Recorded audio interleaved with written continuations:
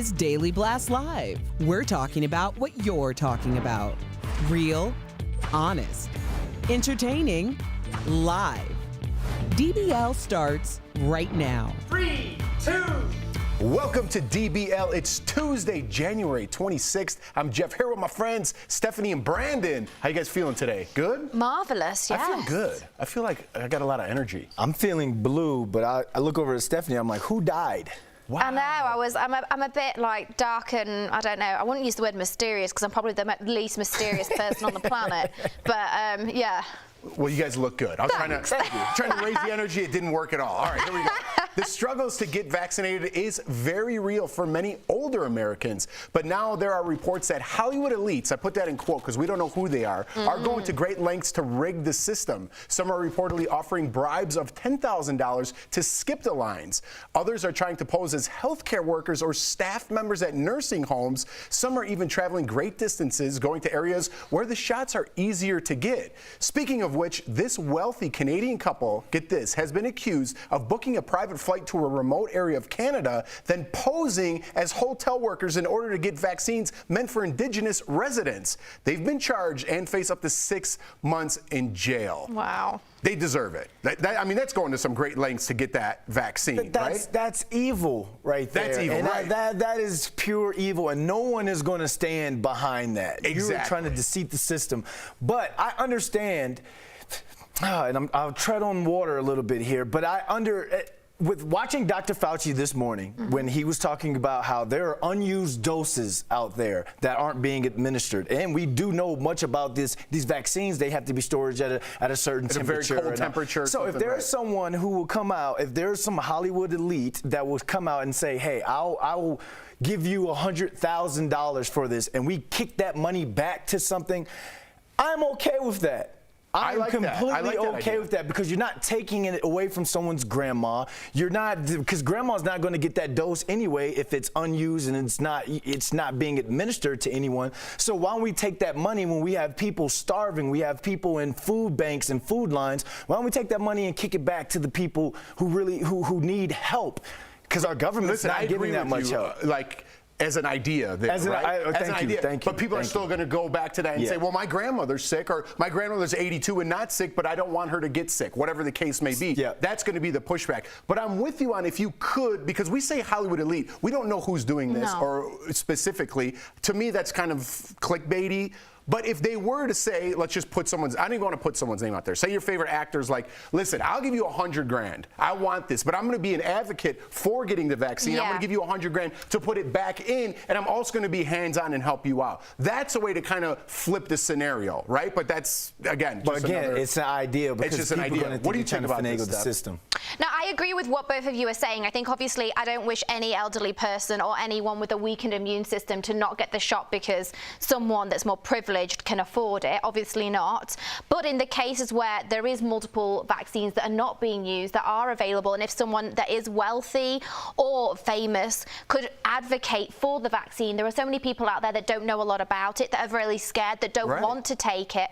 We saw Barack Obama saying that he would be willing to obviously take the vaccine live on television so people can see him having it, and I think that will really restore people's hope and belief in it, and the people that are doubting or skeptical might be more encouraged to take it. So I think if there is a celebrity or someone wealthy that can obviously pay a lot of money, I would like to see that going back into the research for the vaccine, and if they could film themselves having it done and explaining the reasons as to why, I think that's going to encourage a lot of people. And we've got to remember, again, this is just me throwing this out there, like the Kardashians, the Biebers of the world, the really famous people that so many young people look up to with a huge following, that could really implement a lot of positive behavior and attitude change towards the vaccine. Yeah. And again, that's an idea. Right. What you read earlier about that couple, or anyone who would just try and jump the line and it's not an unused to get and it's not an unused dose, that's evil. I don't. I think there's so many levels to that. Yes, it is. One, they've traveled so far to then pretend to be a motel worker and steal someone else's shot. It's wrong on so many levels. It's like when we talk about politics on the far left or far right. It's wrong. These people are wrong. Yeah. But we brought up some great ideas here. Speaking of young and famous, Billie Eilish is opening up about what she calls her horrible body relationship. In the March issue of Vanity Fair, the 19-year-old singer says she has always been insecure about her body. In her early teens, she would starve herself and take diet pills, which caused her to wet the bed, being very open and honest here. Billie also started wearing baggy clothes to hide her figure. She also talks about being victimized online after photos of her wearing a tank top went viral. She told Vanity Fair during that time she thought she was the only one hating her body, but then she saw the internet, hated it as well. Never good to look at the internet if you're feeling insecure about anything going on in your life. Steph, we were kind of talking about this before the show. I mentioned, hey, you're looking good, right? You look good today. And you're like, well, I need to lose some weight. So people might be watching you on television and say, you look great, but you still have some insecurities about your body. I hope I didn't cross any lines. No. I think as I'm speaking for women here, you know, as a woman, we have so many different pressures that men don't. We tend to be overly sexualized, and I think with Billie Eilish, at a very young age, she's become incredibly famous. And she always said previously that she chose to wear oversized clothes because she didn't want to be sexualized, and she wanted to show you don't have to be this sexy kind of sex symbol for men. And obviously now she's being very open about how she feels and that she's had some problems in the past with taking things like diet pills.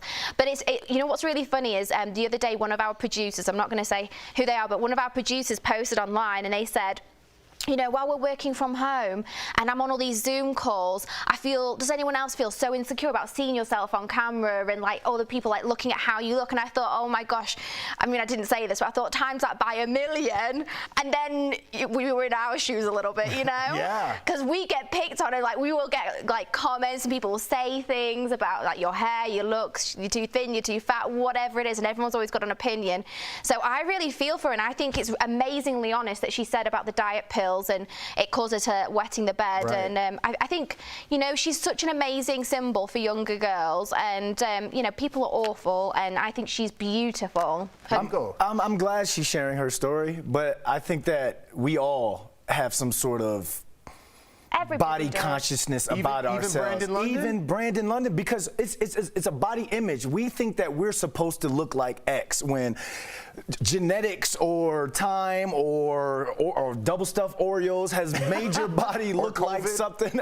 Or COVID has made it look something completely different. Like Stephanie, you look great. And the fact that you said that, I was sitting at my desk and I was a little upset with myself because you've been working your butt off in the gym, turning down lunch time with me and stuff to go to the gym and stuff. But you look great. There's some woman at home that's looking at you and it's like, I wish she would be quiet because she's struggling with herself. I think it's something that we all just need to stop trying to live up to what we used to be, what we used to look like. I'm not going to look like Super Bowl champion Brandon London. My body's not going to look like that anytime soon. You know, I'm going to have to work to get to that. And it may not get to that because we're getting older. So I just think that when it comes to this body shaming and this body positivity, my advice to her would be like, click on that profile and look at what that person looks like and shame them back. You know, I think that's the best way to do it. You don't want to do that. I think everyone should be, obviously, everyone should be proud of their bodies because it keeps you alive, and our bodies are amazing. It's like the most important thing that we have, our health and our mental health and happiness. But yeah, no, don't shame back, Brandon. Listen, Michael Dean, our producer, who is in amazing shape, is like, let's move on. Yeah. My body is just fine. I'm bored with this conversation. He's on his Peloton now in the booth. He looks amazing. Switching gears, Morgan Freeman wants to prank call your friends and family. I hope it's mine. The Oscar winner is teaming up with the charity site Omaze. Fans can enter to win a chance to have Morgan prank call anyone they want. Take a look. Hello, Rupert.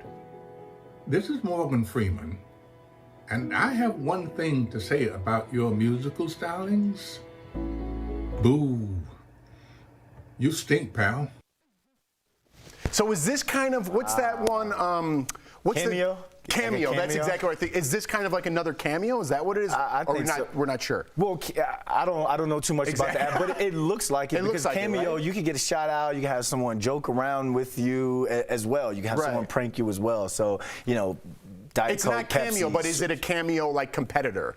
I don't know why we're doing this live on air. It just popped in my head. Anyways, what do you think about getting a call from Morgan Freeman? Let's stick to what we got. I would absolutely love it because I find his voice incredibly relaxing. Whenever I'm on an aeroplane, he was the face and the voice of the story of God.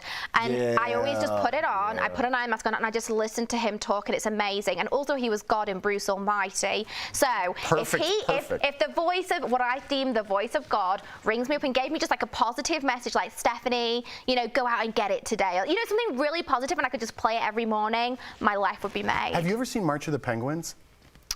No. It's the best. Is that a Disney Pixar movie? Dude, it's so old. It's like maybe 15 years old. Is Morgan he the voice Freeman of voices over. Okay. And it's about these emperor penguins that. It's amazing how they're not extinct. Oh, yeah. They walk, and then they have to walk all the way. I don't know where they're going. They just stand there. One of them's, the male has to put the egg on his feet. We're running out of time. I could talk about this all day. He puts it on his feet because if it touches the ice, it's too cold, and it'll break, and the egg will die. The mother has to go another mile to go get food, bring it back, throw it up, and give it to and then they have to give it to the little bird. I don't know how these things are extinct, but Morgan Freeman talks you through it, and it's amazing. Okay, I'm going to listen to that. You know, bedtime story voice. He's amazing. Yeah, I got to go back to Morgan Freeman's rendition of that because Jeff, you threw me off. Has anyone seen March of the Penguins? Off a little bit. Yeah, is it amazing? Fantastic. Okay, thank you. I felt like an idiot up here, but it's fantastic. I'm going to watch it. I'm inspired right now. I'm going to get a penguin tattoo. Coming up on DBL, Sweets with Soul, how a woman turned her successful chocolate business into a heart-filled endeavor. And British TV host Piers Morgan calls Liz Hurley's sexy post creepy and thirsty. Does he have a point, or is he just hating or being Piers?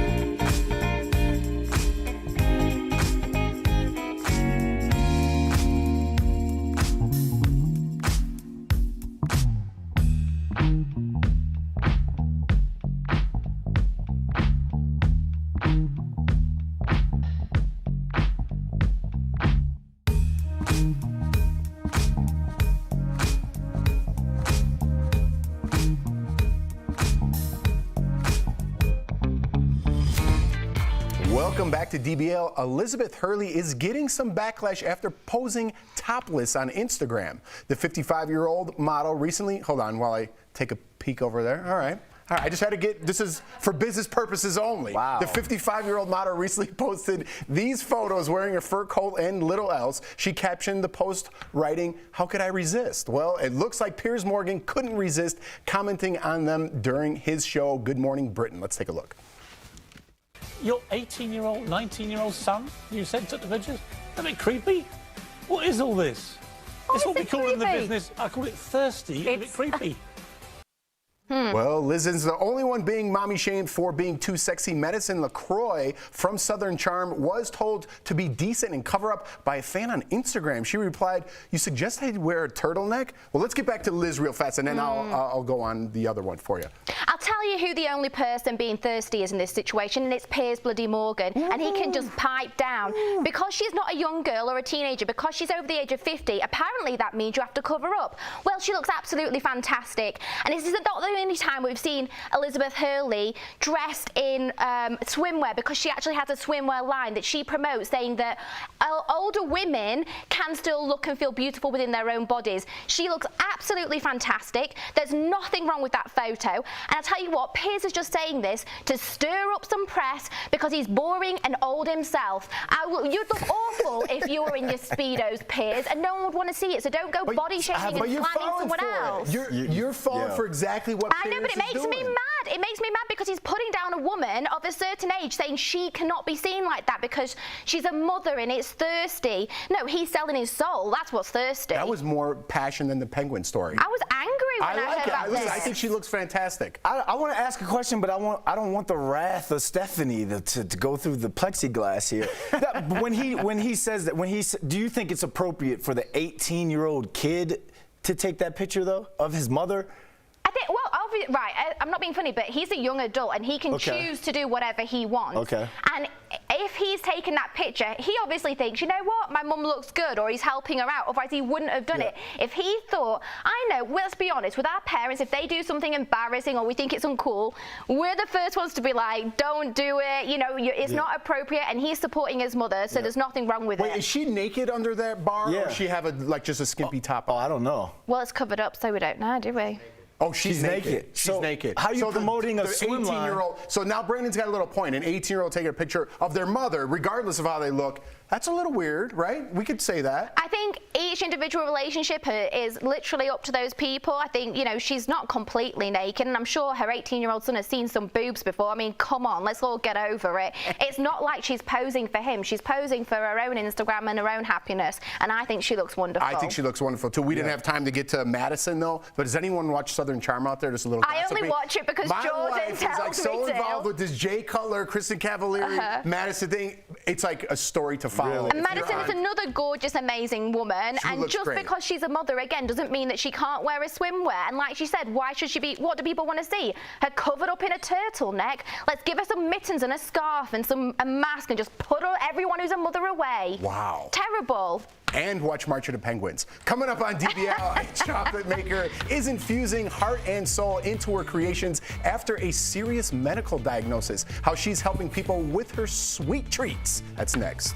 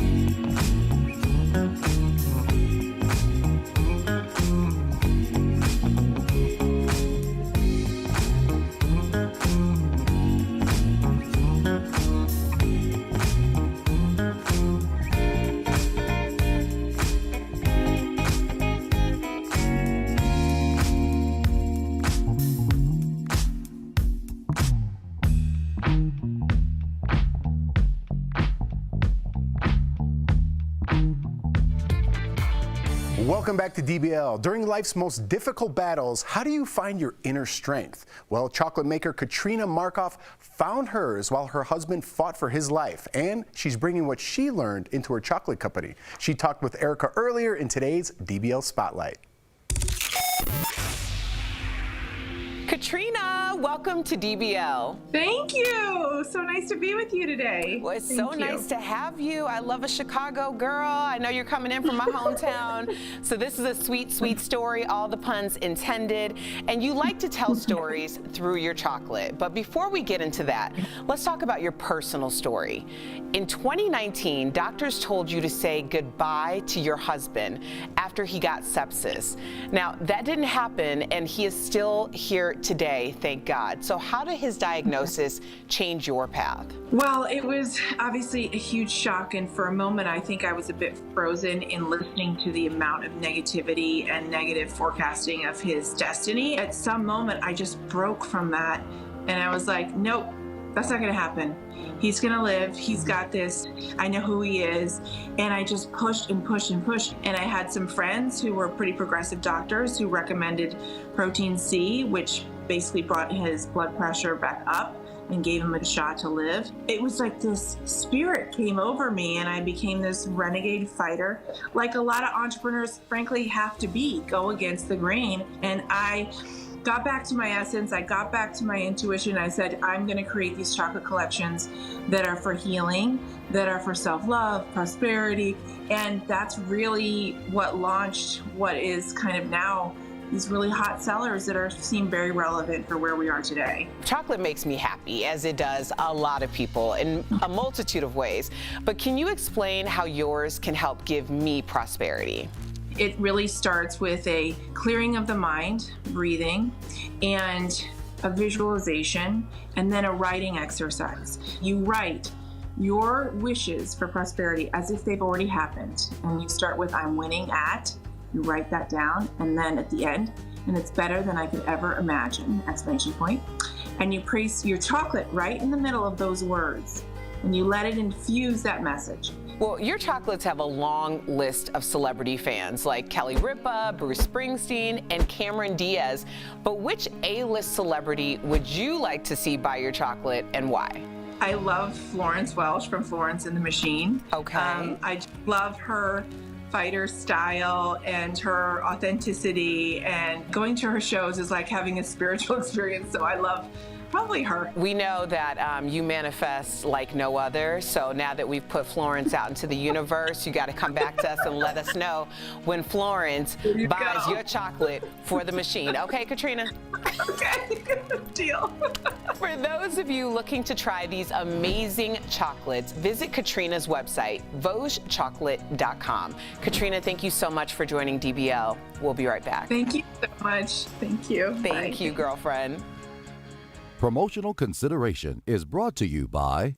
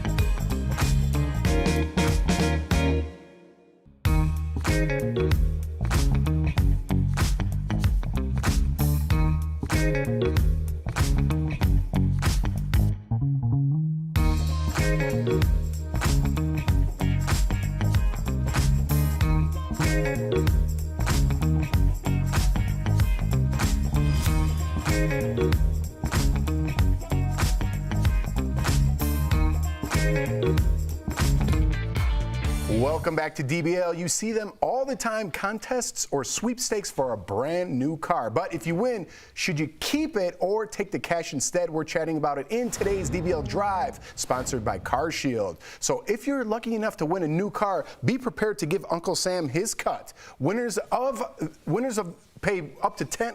Let me say that again. Winners often pay 1/3 the amount in taxes. The burden can be a nightmare, but if you don't want to deal with the hassle, opt for getting the cash value of the car instead. You still have to pay the same in taxes, but at least you have the money up front. There you go. When it comes to your car, for peace of mind, get an auto protection plan with CarShield. CarShield protects their members from the high cost of auto repairs. Call 1-800-505-9619 for a free quote.